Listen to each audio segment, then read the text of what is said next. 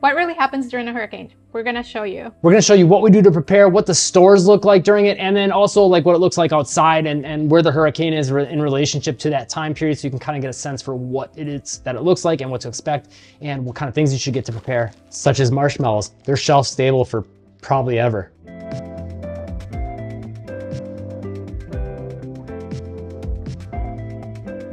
So just to give you a sense for the hurricane, it's actually starting to get some rain now. We're about 24 hours. Yesterday there was a point, so we're here, the blue dot, and there's a point right around there. Around 2 p.m. tomorrow, we're at about 2 p.m. today. It's gonna be here at about 2 p.m. tomorrow, so we're about 24 hours away. 8 a.m. tomorrow, we're looking at, you know, it being 225 miles away from us. I think at the closest point, it's gonna be like 160-ish miles, 120 mile per hour speeds.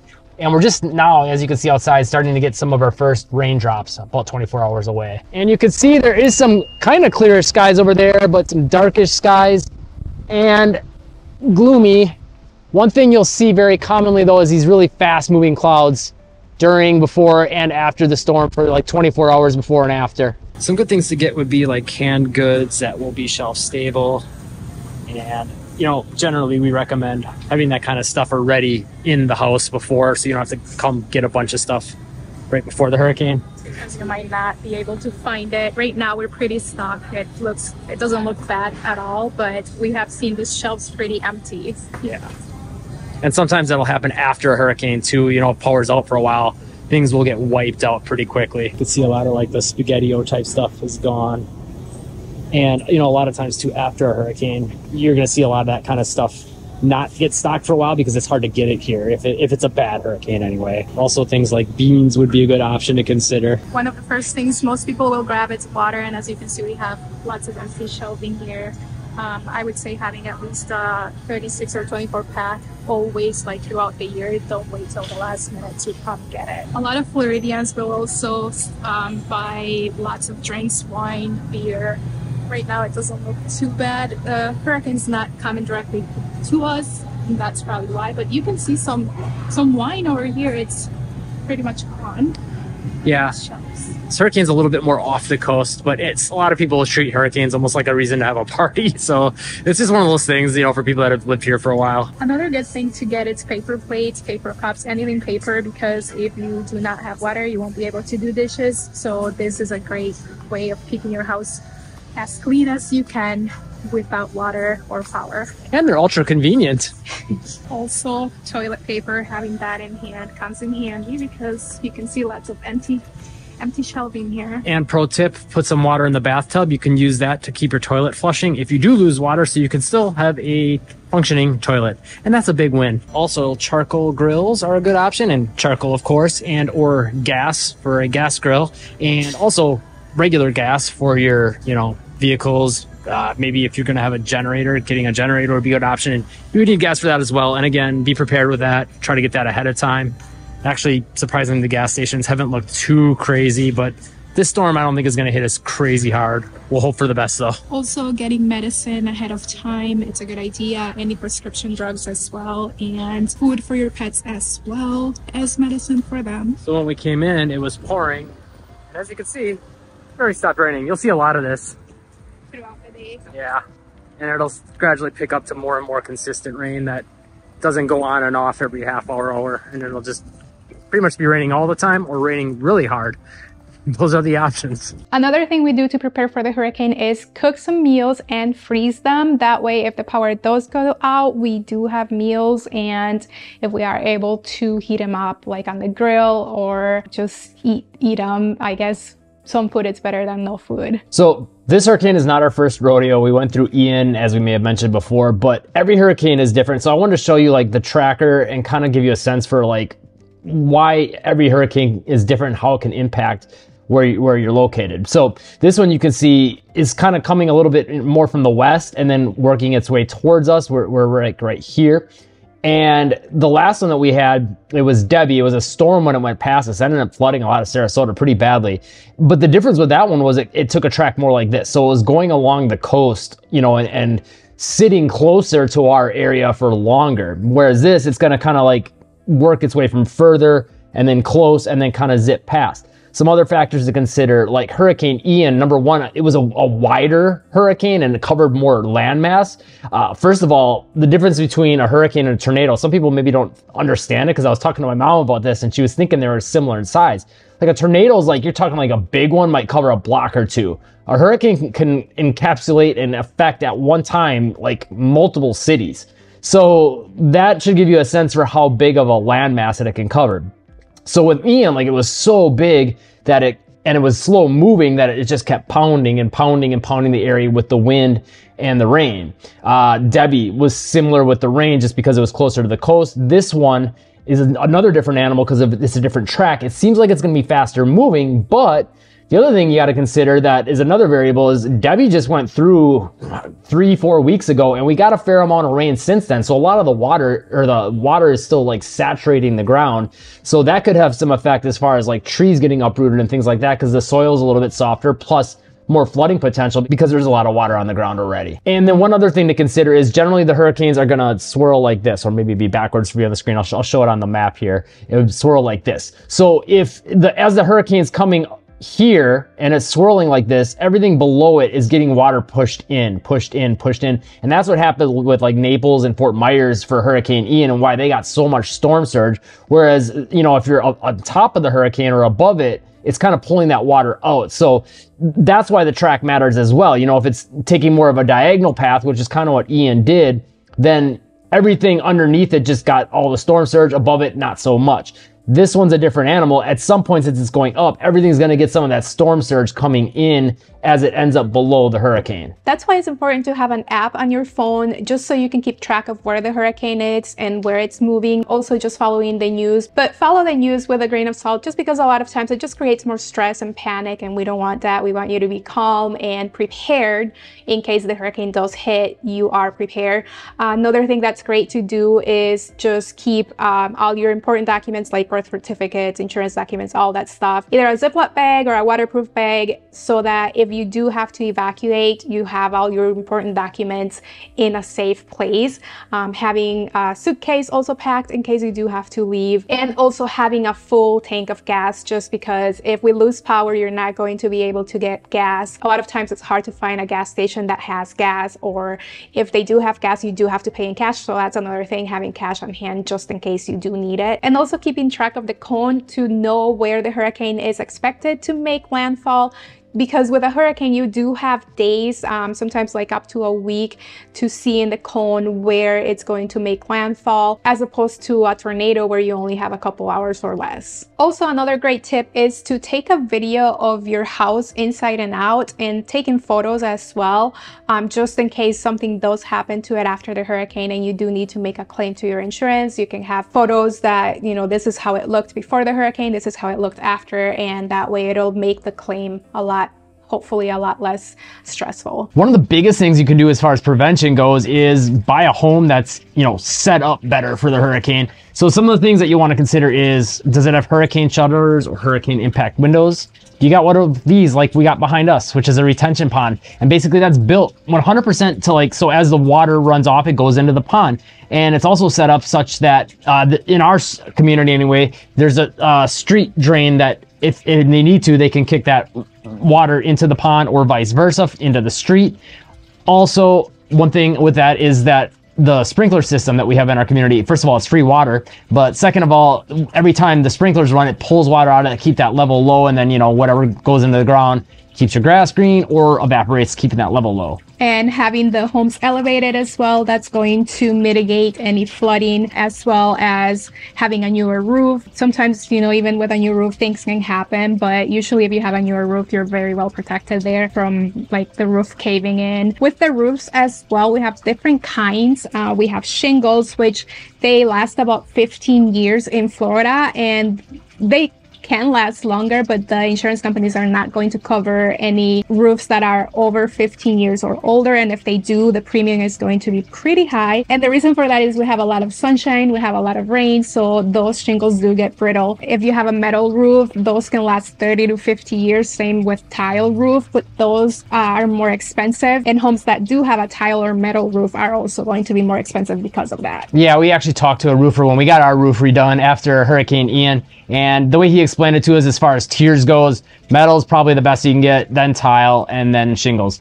So that's one thing to keep in mind. And, you know, if you can afford the higher, you know, roof, it's less, you know, better risky for peace of mind. and less, you know, maintenance as far as needing to get it repaired every 15 years or so. So those are some things to consider as well. Another thing to consider when you're purchasing a home, it's the flood zone. Flood zone X is, we are literally out of the flood zone, but remember, you are in Florida, we are in a peninsula, so anything could happen really. But flood zone X means you're out of the flood zone, and if you are financing, your lender will not require insurance. Anything other than that, your lender might require insurance. And if you're in a flood zone AE, that means that the flood risk is minimal, but it's still there. So if you are financing, your lender will most likely than not require insurance, flood insurance. Yeah, and that's another thing to consider too. So as far as, you know, hurricanes goes, you've got usually a hurricane deductible, which is a little bit higher versus a non-hurricane deductible. And then people ask about like hurricane insurance. There's no hurricane insurance, there's wind insurance, and then flood insurance. You know, some, like she said, some houses, if they're in the right or the wrong flood zone, I guess, would be required to get it. If you're an X, you're not, but a lot of people still choose to get it. So there's, you know, different ways that hurricanes could cause that. The wind and maybe making a tree knockover is different, or, you know, a branch going through a window versus flooding, you know, where the water's coming up. Those are two separate things that you would need two separate policies for. So just some things to keep in mind with that. Purchasing a home, it's a big investment. That's why you want to have a knowledgeable realtor in the area you're looking at. If you're looking to buy or sell a home in the Venice, Sarasota, Inglewood areas, make sure to call, text, or email our real estate team, 941-221-1897. We'd love to help you out. But if you're looking to buy or sell a home anywhere else in Florida, we'll have a link in the description box below to put you in contact with a vetted realtor in the area that you're looking for. They'll be an expert when it comes to flooding and any other risk factors. And clicking that link, it's a great way to support the channel so we can keep making videos like this. It doesn't cost you any extra. A couple other things to note with the cone and how that works. Like, they're gonna have models, and all these models are gonna start like in a similar area, and they're gonna branch out, and they're gonna use those models to determine the cone. So as the hurricane moves further north, usually is the way it ends up moving, you're gonna have a better idea. Okay, you know, it's gonna be here, and then later into the predictions is why that cone moves out, because they don't know where it's gonna be, you know, a day or two in advance. But the further up north it moves, then obviously there's a little bit more certainty.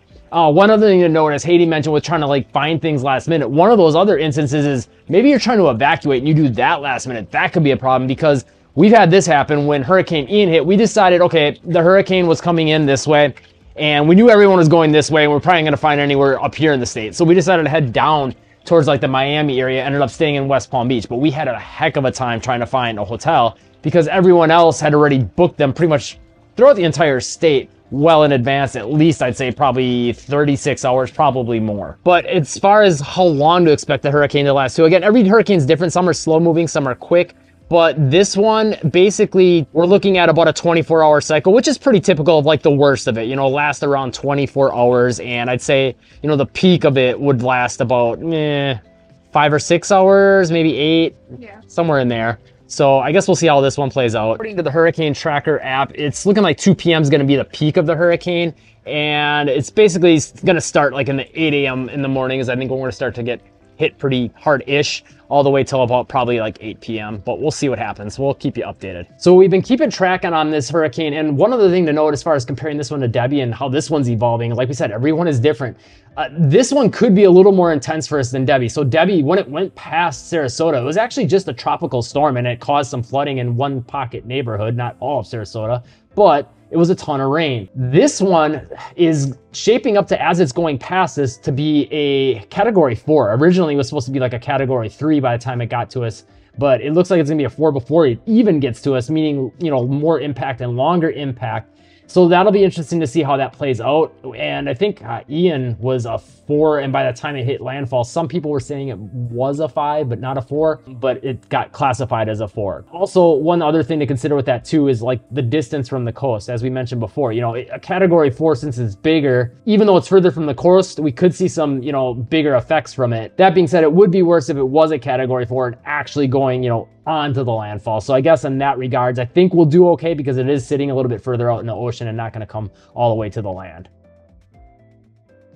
So a quick update. This morning we are at 10 a.m. and there's actually a little sunshine peeking through yet. We've been getting gusts of rain and wind from time to time since last night. You can see the clouds are moving fairly quickly across the sky, and we're going to continue to see that. But they changed the track of the hurricane. It's going to move about a mile closer to us, but still like 174 miles away, so I don't think it'll be that bad. And they updated it on our tracker anyway to be a level 3 hurricane. So I guess we'll see. Maybe if it does go up to a category 4, there's still that possibility, they're saying, but things are not looking too bad. 2 p.m. will be the worst of it. We'll film that for you. And then by I think 8 p.m. tonight, or for sure by 2 a.m., it's basically going to be pretty much the edge of it should be out of our vicinity. So I guess we'll see how everything plays out. But the Big Bend, they're the ones that have got to kind of keep an eye on things because, you know, it could shift left or right. So, you know, depending on what city you're in, you might think you might not get hit, and then you find out maybe you will over the next, 12 to 24 hours here. So it is 3:30 p.m. This is about as close as the storm's probably going to get, and it's surprisingly not too bad. Some pretty bad wind gusts at times. Storm's about a little less than 150 miles away, so closer than I anticipated, and I guess the hurricane tracker app that we got anticipated and the meteorologist. But the other thing is we haven't really got a whole lot of rain, which is shocking. But I think once the storm moves a little more north of us, we'll get more, but that's a good sign. I mean, that's what I was really worried about, was the rain for this one because of all the saturation in the ground already. So I guess we'll see how things play out the rest of the night, but overall, things are actually looking pretty good. So you can see the worst of it is now hitting us. The wind isn't really bad right now, but we've been getting intermittent gusts every 5 minutes or so that are pretty crazy. You can see waves on the pond. Here's one coming maybe. And all the rain is coming now that the eye of the storm is starting to move past us. It's kind of pulling all that rain in and all that, from the ocean and bringing it in. And what you'll actually find is a lot of, oh man, we've got a lot of leaves lost from some of our plants and stuff here, but a lot of your plants actually the couple months, maybe or longer after, some will die or not do so well because of all the salt water and the rain. But I think this one we may have evaded anything terrible, although there have been a few tornado warnings, which is another common thing to see tornadoes pop up just all over the area, all over the state, not just, near the hurricane, but anywhere within, I'd say 250 miles, maybe more. So pretty crazy. This is one of the wider storms that we've had in quite a while though too, so something to keep in mind, I guess. Getting pretty crazy right now. Just had some really big gusts. Today is day number 2 after the hurricane. We didn't really get much damage in our community, and a lot of parts in Venice didn't get much damage, but the areas closer to the island, closer to the water in Venice, Englewood, all the way along the Gulf Coast, all the way to Tampa, got flooded pretty bad. It was about 6 to 8 feet of storm surge. We feel very grateful that it didn't affect us quite as much. During Ian, our pond water it came pretty much all the way to the palm trees. As you can see right now, there is not much water in our pond. It is a little bit fuller from all the rain that we've been having, but during this last hurricane we didn't really get much rain, so all the areas that were affected were because of the storm surge. And actually one thing I always use to gauge how much rain we got is this little water fountain back here we got, and this is about exactly where it was. And when it's really hot and humid and we don't get a lot of rain, it will go down pretty quickly. But it was at this level before the storm and maybe went up half an inch. It's not very official, but it gives you an idea. But a couple other things that we noticed too, as far as factors that, increase your risk of flooding, is number one, just being closer to the coast. For a storm like this, where it's mainly we're talking about storm surge, just being closer to the coast or a bay, there was a neighborhood called Shore Acres in St. Petersburg that flooded, and they're right in the bay, and there's canals that go through it as well. So canals is another thing. Actually, a couple miles from us, there's another community that flooded, and with them, again, this was more of a storm surge type of hurricane. There wasn't a lot of rain, but they were in a bay area, and there was canals going throughout the community, and then those canals tend to overflow. And then obviously the other factor is elevation. So if the place is more low-lying, if there's a lot of rain, no matter what, maybe that rain could be enough to make it flood.